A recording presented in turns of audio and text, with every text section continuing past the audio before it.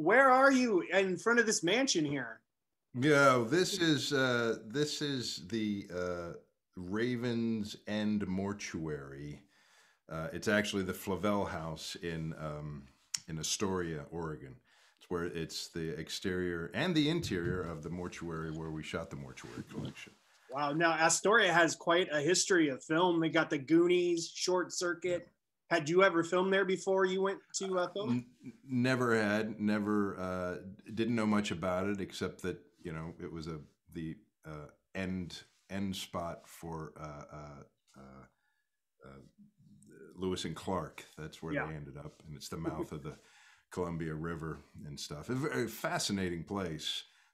Really gloomy and rainy though. It was. We had a couple of nice days, which was kind of remarkable because it's very beautiful there in the Columbia River Gorge, but not typically pretty. It's It looks typically like Astoria outside here in Los Angeles today. It's cold, wet, and rainy. there you go. So do So, you know Astoria? Do you know the yeah, town? I've been there a couple of times. My family's from Oregon, and they would go up Oh, there okay. for vacation once in a while when I was a kid because we got all excited. The Goonies are here. So Yeah, right. my brother Well, goes there like every they year. yeah. Then they have their little film museum there that's Yeah. in within sight of the Flavel House, which was Well, kind of cool. I think somebody trashed, or the tourists were trashing that Goonies house. So the people that owned it put a big wall around it. So you can't Oh even go dear! anymore. Wow, So that's cuts not down good. on the tourists. So did you have any tourists see you while you were there and they were like, oh my gosh? Not that I know of. I mean, the town itself was really supportive and really great. We had the premiere there. I couldn't make it, which bummed me out because I really loved filming there.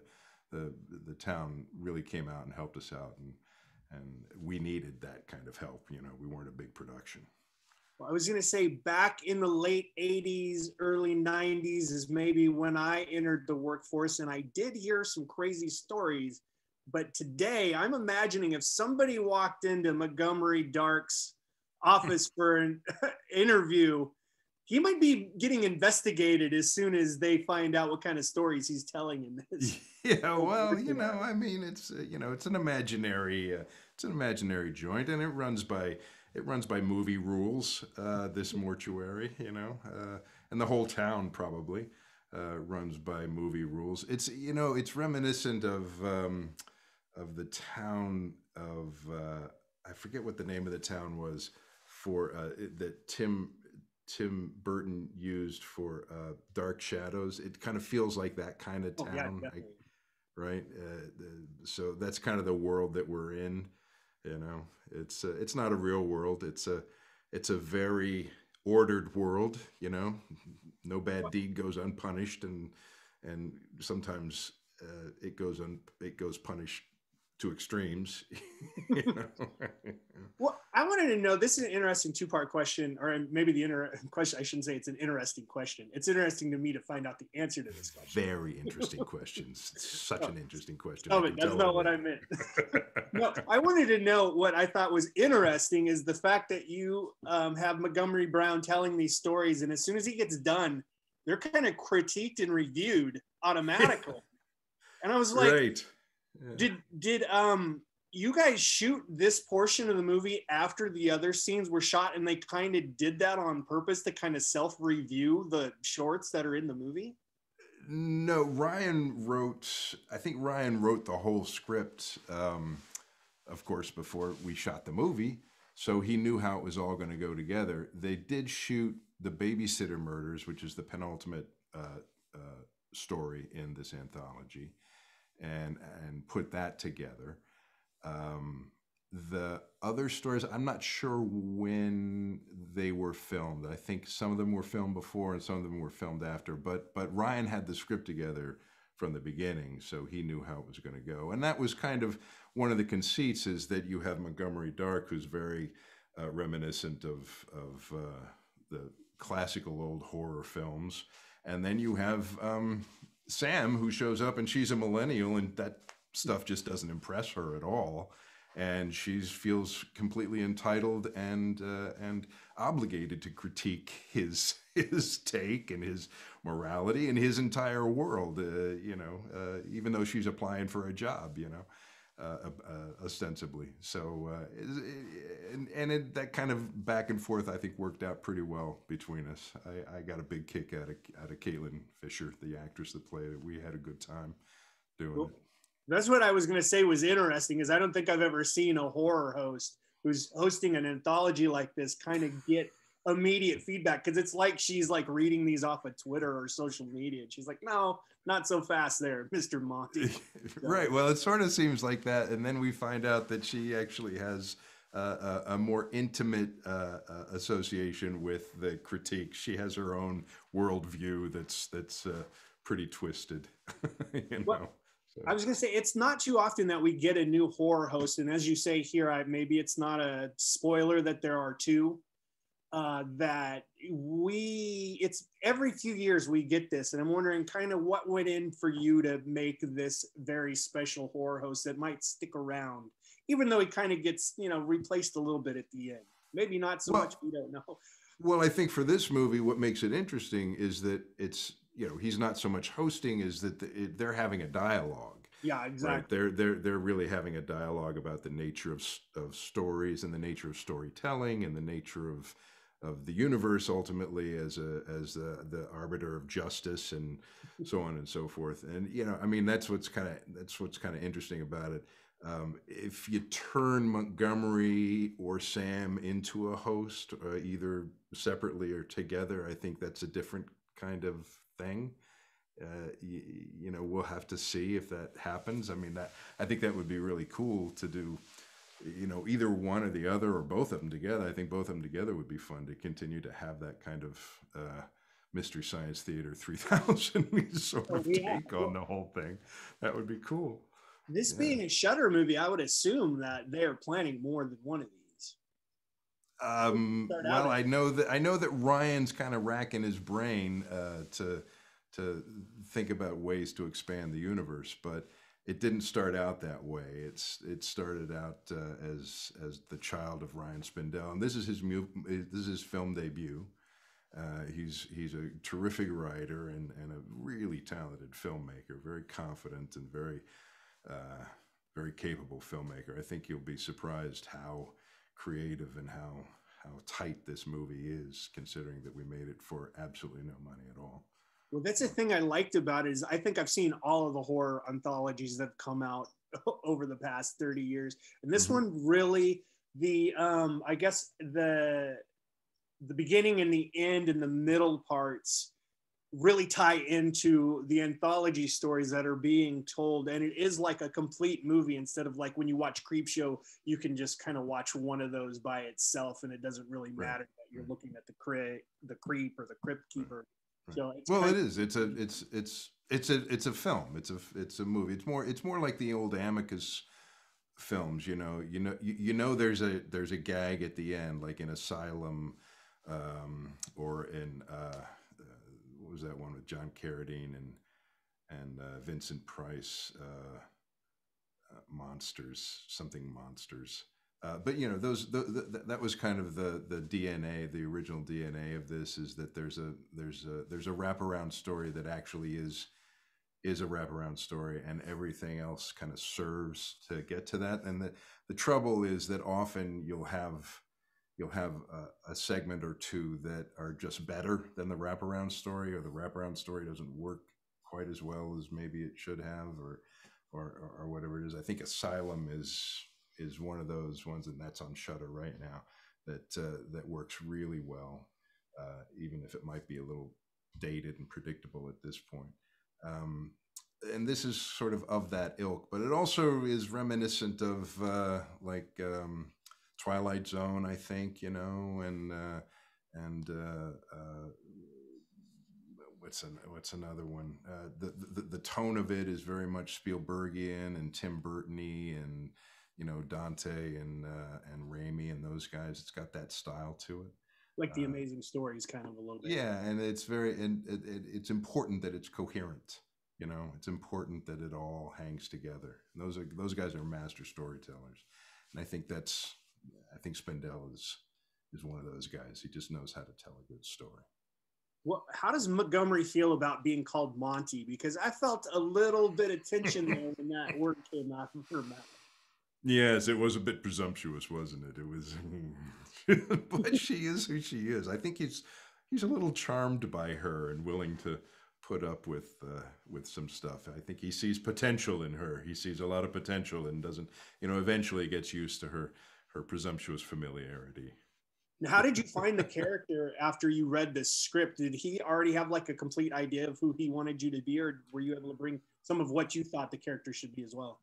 Well, I think Ryan had a pretty good idea of what he wanted, and then you put you put all the stuff on. You put the clothes on, and you put the makeup on, and then you walk into this house, for crying out loud, and onto Lauren Fitzsimmons' set, and it just kind of sort of bubbles out of you, that kind of the formality. I think I added a little bit of that formality to it. But then again, that's how he was kind of dressed from a different time, the time of oration and the use of words and the telling of stories and blah, blah, blah, blah, blah.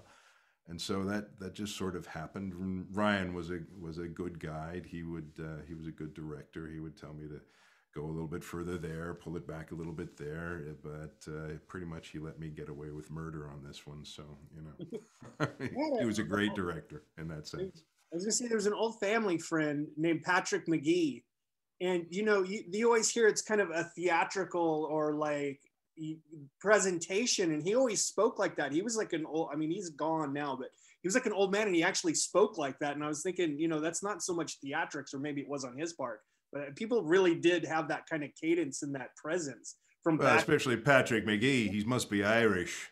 Oh yeah. They're always ready to tell a good story. Those Irish, they're out there. Deep, brooding, kind of scary way. Yeah, they're poets. They like to recite their poetry. Those Irish. I'll bet Patrick McGee was one of them. Yeah. Now I wanted to know: have you started shooting, or did you already shoot your Dexter episode?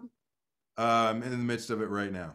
So is there anything you can tell us about that? Are you playing a bad guy? I signed this NDA that says I won't say, it's just very specific about what I can't tell you. And then all of a sudden I see everything that I can't tell you already on the internet, like, the cast and the name of the character and all that stuff and where we're shooting and everything else like that.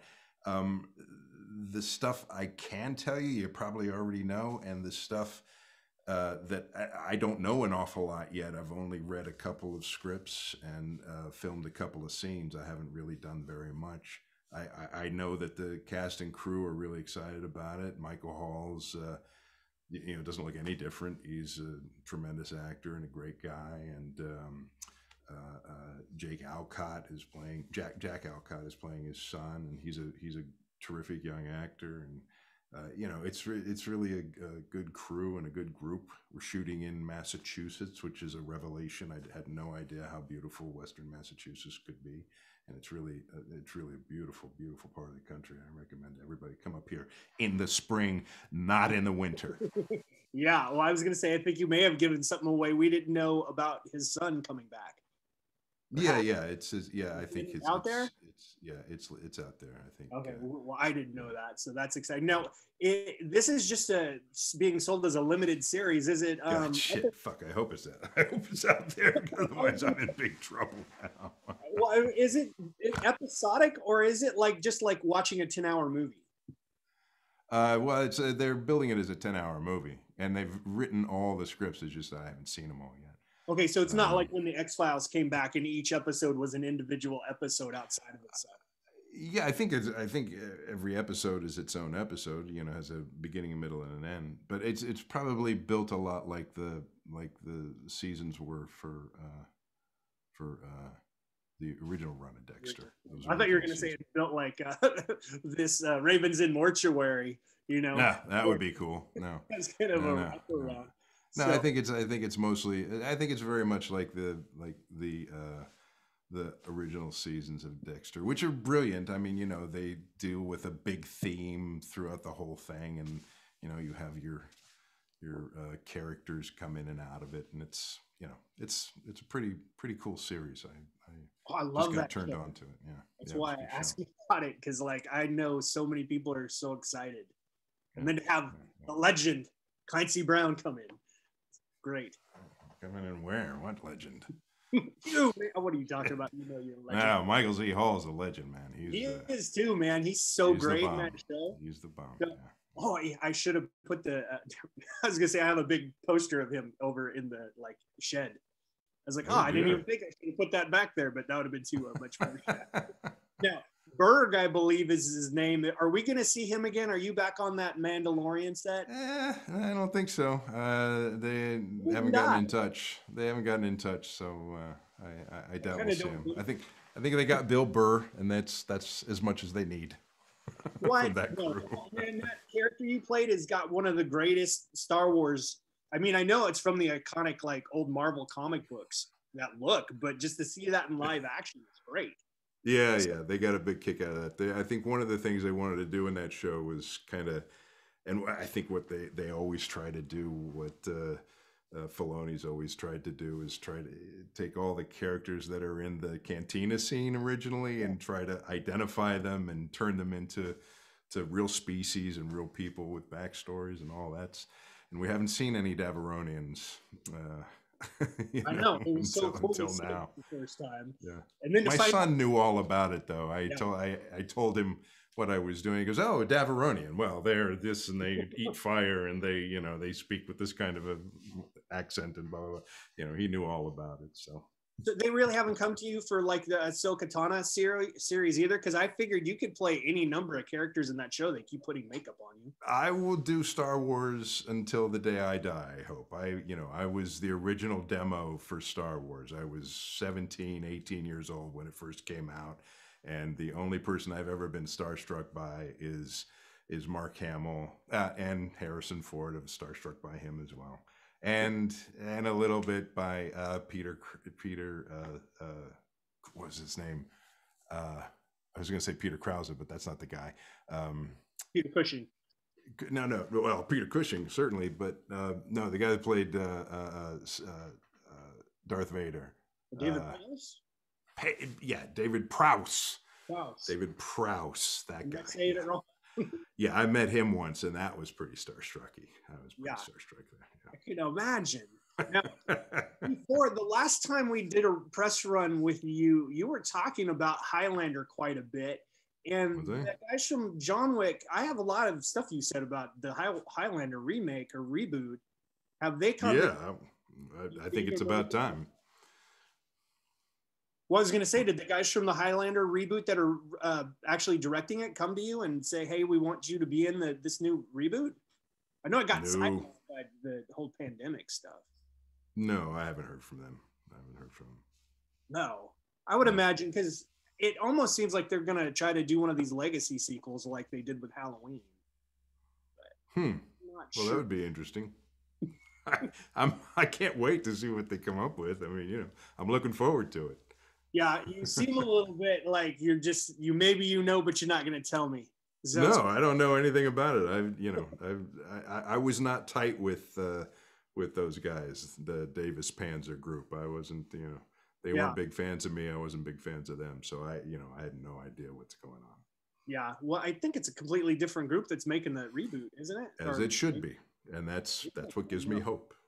It's going to be great. It's going to be great. I'm sitting here. If they need me, if they don't need me, that's entirely cool too. Well, and then you also have a Netflix series coming out, right? What's that? The superhero show. The Invincibles. Yeah, the Invincibles. Yeah, you record those things, you forget about them. Yeah, that's right. That's coming out pretty soon. Yeah, that's a pretty well-known series of graphic novels. Yes, just the name went out of my head, right? The Invincibles. Yeah. Pretty cool. Sort of, anti-superhero kind of reactionary superhero story that we're seeing more and more of these days, since superheroes are so ubiquitous in our culture right now. So, we get to see anti-superhero shows now. It's cool. It'll be cool. Well, in Netflix, was there a little bit more freedom to kind of do what you guys wanted as opposed to a studio coming in and saying, "Hey, do this and do that"? They seem to have free reign. Yeah. I think Netflix, for the most part, gives the creators their druthers. That Marvel totally controlled all the Marvel product that was shot on for Netflix, and I'm sure that Netflix doesn't get too involved in creative choices aside from, saying, go for it and do it. It seems to be a good place for creators to realize their vision. I was Netflix. gonna say sometimes they let their runtime run a little wild. That's The fine only with thing me. I ever see is like, what happened? Well, now I That's want to fine with ask me. you, what was that? That's fine with me. I don't mind. Yeah, well, we're all sitting here with nothing to do. I like long movies. Give me more Irishman. Give me Irishman too. Well, you're getting that with that the new Martin Scorsese. That's on Apple Plus though. The Oh, okay. Killers of the Flower Moon. Oh, okay. That's news to me. Okay, good. Yeah, I hope that's days long. I'll watch it. oh, that has to be long because that book is, that's like this thick. It's crazy. Great, So now, great. I want to know for the Mortuary series, your movie here. What is your favorite short from the movie? Oh gosh, I love them all so much because they're all so good and complete and different and funny in different ways. I think the one that I like the most is the one that's the most controversial. Some people like it, some people don't like it, and that's the one that's "Till Death Do Us Part," about the married couple, and she gets sick and she's catatonic, and Barrick is so good in that, and Sarah Hay is so good in it. Both of them are just terrific in it. It takes place in a kitchen, and it takes place in an elevator, and it's sad, and it's romantic, and it's funny as all get out, and it's grotesque, and it's horrific, and it's scary, and it has everything. Made me nervous. I was going to say the effects in this movie are amazing. Right, and a lot of practical effects. I mean, it was all about being clever, because there just wasn't a big budget for any CGs or any big budget effects. It was all just clever camera work, a lot of clever camera work, and that one particularly is kind of astounding how they did it. It's pretty great sequence, that one. Well, it was like the birth scene in the second short. Yeah. Then comes I was like, the way they did that and just the quick shot of the anatomy and then the exploding, I was like, that's a little bit of genius the whole way they put together the effects, the editing, right, the acting. It was like, man, that's pretty crazy how that all came together.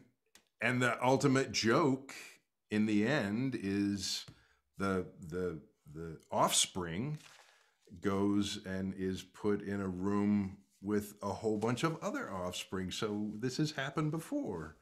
Yes. And the messages aren't lost, even though sometimes the effects are kind of astounding and startling. Big. One thing I didn't understand, he had a picture he had of a kid that he hid under a bed sheet and didn't want his other friend to see it. And I was like, what is that about? Because that was like something, did they explain that and I missed it? Or is that just like something creepy in the movie? I don't recall that. It might be. It's kind of better that they didn't address it later, because I was like, that's really creepy, because it gives that kid like a whole different kind of viewpoint. Yeah. You're kind of, what? This guy's a little bit off his, rocker. Yeah. Just because he's you know what? I haven't seen it in a while. I'll have to check that out. Yeah, he's like a young, good-looking kid, so I guess he's got to be kind of like a little bit of a weirdo to, make it, like, I guess, justify what happens to him in the end. Yeah, he did a great job. Jake Elordi did a great job. Yeah. This whole cast has a lot of great up-and-coming actors in it that are just really good. Yeah. Really sell his home. So this is, I had this text message that come in. This comes out April 20th. Right, April 20th. You can own it and you can get it on on demand, and you can own it. And it's one of those movies that you really should own because it's so rich. Every frame is so rich. There's a lot of little treats in every edit. So I urge you all to buy it. Well, I want to say it may be the best anthology film that's come out in the past 10 years. You can say that. I might be missing one or two. So you say that. That's great. I love that. A hugely entertaining movie. And like, it's a movie that demands to be seen on the big screen too. That's the crazy thing is like, I imagine that's what it was originally made for. Was to be well, seen sure. Before sure. it happened, But everybody has a big screen in their house now. So, these projectors, man, you can buy them for like, there's one at Walmart you can get for $100. It looks pretty good. So, wow. And you can go and show that in your yard to whoever. So it's all looking pretty good. Anyways, I appreciate you. You are a legend. You're one of my favorite actors. Okay, great. But I'll tell my wife. She'll be happy to hear that. Let me tell you. Why? Yeah, she'd probably be like, "Man, I don't think so." Yeah, roll her eyes. But anyways, thanks so much for coming on and taking a few moments to chat about everything. And are you in Astoria right now? No, this is a green screen behind you, but I didn't know if you were actually there. No. I'm in Massachusetts right now. Massachusetts. That's what you said. You're shooting that. Okay. Yeah. Right. Sorry. I knew you said something, but then it switched to Astoria. So Massachusetts. Well, you brought up Astoria originally. Yeah. So. Well, you were talking about Massachusetts, and then I misunderstood. I thought you said go visit Astoria. So. Well, you should visit Astoria. Astoria is incredible. It's history rich. It's one of those little gems in our country that is the history is so rich you're surprised you didn't know it to begin with. It's the end spot of Lewis and Clark's expedition, and they stayed there for a year. And there's all sorts of little markers around the Columbia River mouth there of where they were and what happened, and it's very alive and interesting place. The whole Oregon coast there. Well, you're from Oregon, so it's a great. I've spent a lot of time on the Oregon coast, man. Yeah. That's a hard place to surf. Yeah, hard place to surf. It's beautiful though. It's beat you to death. But I was going to say just real quick, the Short Circuit house, somebody just bought that and turned it into a bed and breakfast. Yeah, good. There you go. I don't know if you remember that movie from the 80s. Yeah, sure. I don't remember it probably as well as you do right now. But yeah, I do remember it. The pictures, yeah. Anyways, well, they can go see that house, and then they can come see Ravens in Mortuary. You can get the whole film thing and a great holiday there. Yeah, they should have their own little film festival there, is what they Sounds perfect. Well, anyways, I will talk to you later. Okay, thanks so much, Paul.